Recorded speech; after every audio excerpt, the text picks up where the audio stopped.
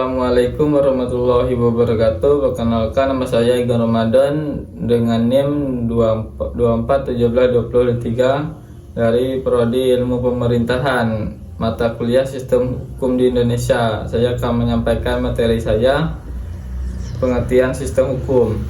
Sistem hukum adalah suatu tatanan yang terdiri dari norma, lembaga, prosedur, dan perangkat yang mengatur serta menegakkan hukum dalam suatu negara atau masyarakat.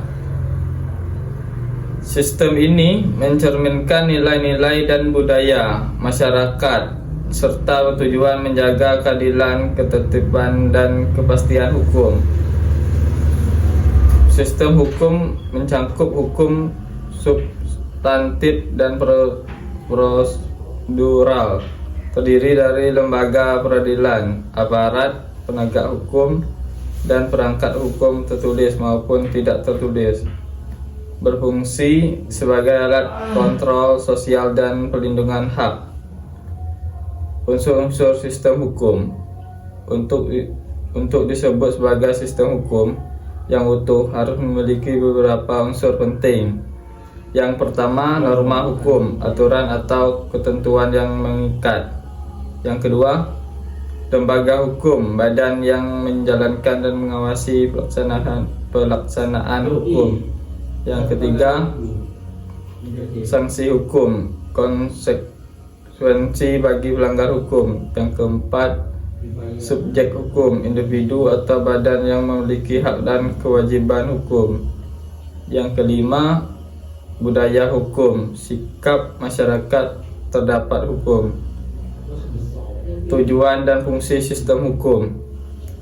Sistem hukum bertujuan untuk menegakkan keadilan. Yang pertama, memberikan kepastian hukum. Yang kedua, menciptakan ketertiban sosial. Yang ketiga, melindungi hak asasi manusia. Fungsinya meliputi penyelesaian sengketa, penegakan norma, pembinaan perilaku masyarakat, pelindungan kepentingan umum. Jenis-jenis hukum di dunia. Secara global terdapat 3 sistem hukum utama. Yang pertama, Civil Law, hukum Romawi Germanik, mengutamakan kodifikasi hukum seperti di Indonesia, Prancis, dan Jerman. Common Law, hukum Anglo-Saxon, berdasarkan preseden pengadilan berkembang di Inggris dan negara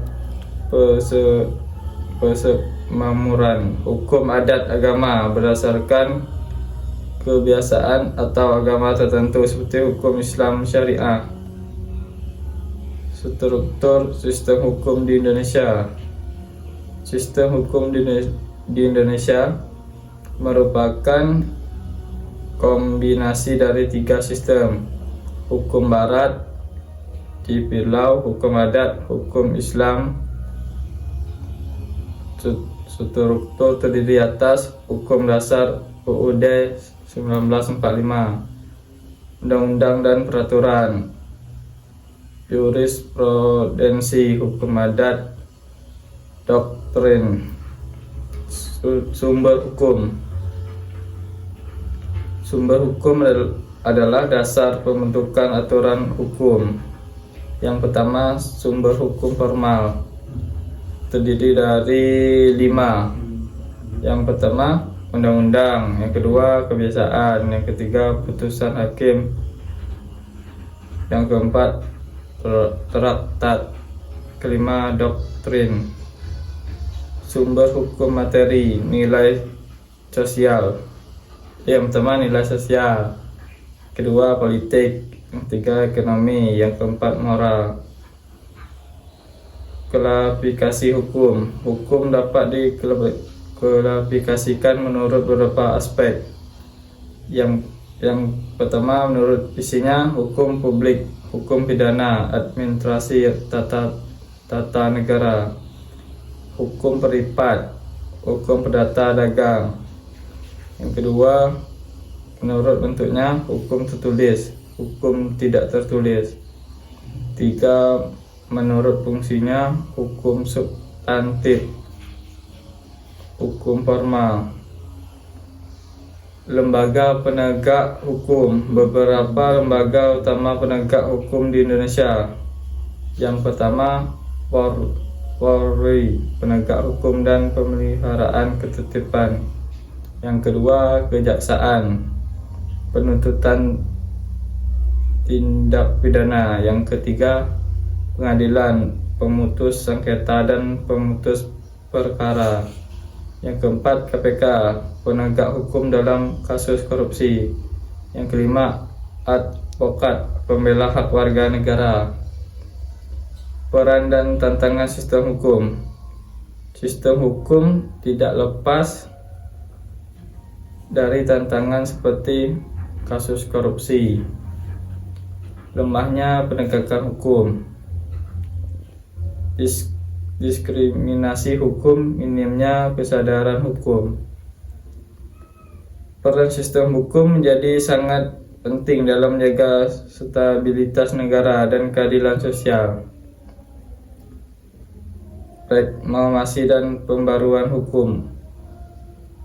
Upaya pembaruan sistem hukum dilakukan agar hukum tetap relevan dengan perkembangan zaman. Kodifikasi uang, digitalisasi layanan hukum, peningkatan integrasi lembaga hukum, pendidikan hukum masyarakat.